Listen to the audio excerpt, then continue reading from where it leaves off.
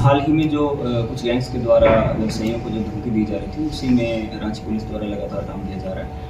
इसी क्रम में राहुल सिंह गिरोह के द्वारा जो धमकी दी जा रही थी और बीआईटी मिसरे थाना अंतर्गत भी अभी रिसेंट जो एक फायरिंग हुई थी, टोयोटा शोरूम को टारगेट करके एक फायरिंग करी गई थी। उसी में आगे इंटेलिजेंस कलेक्शन का जो काम चल रहा था, उसी क्रम में छापेमारी करी गई। रांची में सक्रिय आपराधिक संगठन राहुल सिंह गिरोह के 2 सदस्यों को पुलिस ने गिरफ्तार किया है। रांची के नगर पुलिस अधीक्षक पारस राणा ने बताया कि राहुल सिंह गिरोह व्यवसायियों से फिरौती की मांग करता है। उन्होंने बताया कि रांची के वरीय पुलिस अधीक्षक को मिली गुप्त सूचना के आधार पर की गई कार्रवाई के तहत रांची के एयरपोर्ट इलाके से 2 अपराधियों को गिरफ्तार किया गया है। गिरफ्तार दोनों अपराधियों ने स्वीकार किया है कि ये राहुल सिंह गिरोह के सदस्य हैं। नगर पुलिस अधीक्षक ने बताया कि गिरफ्तार 2 सदस्यों में एक का आपराधिक रिकॉर्ड रहा है। इसके खिलाफ अलग अलग थानों में कई मामले दर्ज हैं। गिरफ्तार अपराधियों के पास से एक पिस्टल और 15 जिंदा कारतूस समेत कई अन्य सामग्री बरामद की गई है। यहाँ का एक अहम सदस्य है जो कि पिछले 5 से 6 साल से पहले अमन साहू गैंग के लिए काम करता था वो व्यक्ति, और वो आज तक कभी जेल भी नहीं गया था। और वो एक तरीके से व्हाइट कॉलर वर्कर था इस गैंग का, जिसमें वो बैकग्राउंड में सारा मैनेजमेंट करता था और डायरेक्टली क्राइम कमिट नहीं करता था। डायरेक्टली वो फायरिंग नहीं करता था, लेकिन उसका डायरेक्ट इन्वॉल्वमेंट ऑलमोस्ट हर एक्टिविटी में था। पहले वो अमन साहू से भी अराउंड 80 से 90 लाख रुपया वो ले चुका है अपनी जो फैसिलिटेट करता था, और उसके बाद से वो राहुल सिंह गिरोह से जुड़ा हुआ है। और अब तक उसकी जो आइडेंटिटी है वो भी सिर्फ कन्फेशंस में आती थी या लोग बताते थे, लेकिन एग्जैक्ट आइडेंटिटी उसकी किसी को पता नहीं थी। वो एलियास यूज़ करता था, कटप्पा नाम का एलियास वो यूज़ करता था। और कटप्पा जब अमन सिंह की डेथ होने के बाद, कटप्पा के बाद राहुल सिंह गैंग में उसको जॉनी के नाम से जाना जाता था। उसकी एक्चुअल आइडेंटिटी फिर पता चली कि उस व्यक्ति का नाम है अश्विनी कुमार परवत्ता, वो रामगढ़ के रहने वाली हैं।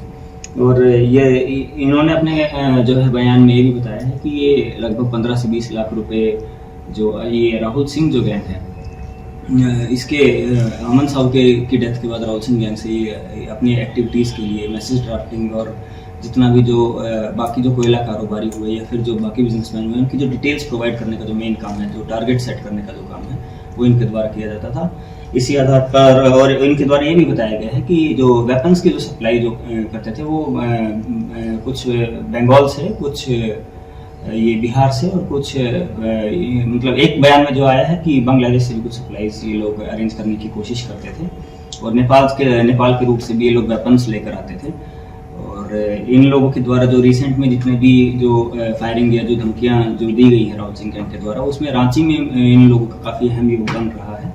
और इनको अरेस्ट करके इनके अगेंस्ट केस रजिस्टर करके जो इनको आज गिरफ्तार करके आगे विधिवत कार्रवाई की जा रही है रांची पुलिस के द्वारा। बैकग्राउंड में जैसे अगर किसी और को कोई टेंडर मिलता है या कोई इस टाइप के जो बाकी जो व्यापारी उनके बारे में जानकारी देते थे, क्योंकि ये व्यापारी खुद भी व्यापार का दिखाते हैं कि हम भी व्यापारी हैं, बट साइड बाय साइड ये लोग गैंग्स को जो है बाकी व्यापारी के बारे में जानकारी देने का काम करते हैं। अन्य 2 लोग में एक व्यक्ति जो बताया, मैं ऑलरेडी बता चुका हूँ कि पंकज कुमार और ये जो सोनू शर्मा है, ये जो यहाँ से जो इंटरनेशनल ट्रांजैक्शन करने या फिर हवाला के थ्रू जो पैसा भी जो है, जो भी पैसा कलेक्ट करवाना है वो कलेक्ट करने का काम करना और वेपन्स अरेंज करके देना, तो वो काम करते थे पंकज कुमार और सोनू शर्मा। और जो रियान सिंह और स्वतंत्र उर्फ RDX वेपन्स भिजवाने का जो शूटर का जो मेन काम है, जो फील्ड पे ये लोग जो धमकी देते थे या फिर जो हवा में मतलब भय का माहौल पैदा करने के लिए जो हवा में फायरिंग करते थे, वो ये रियान सिंह और स्वतंत्र के द्वारा किया जाता है।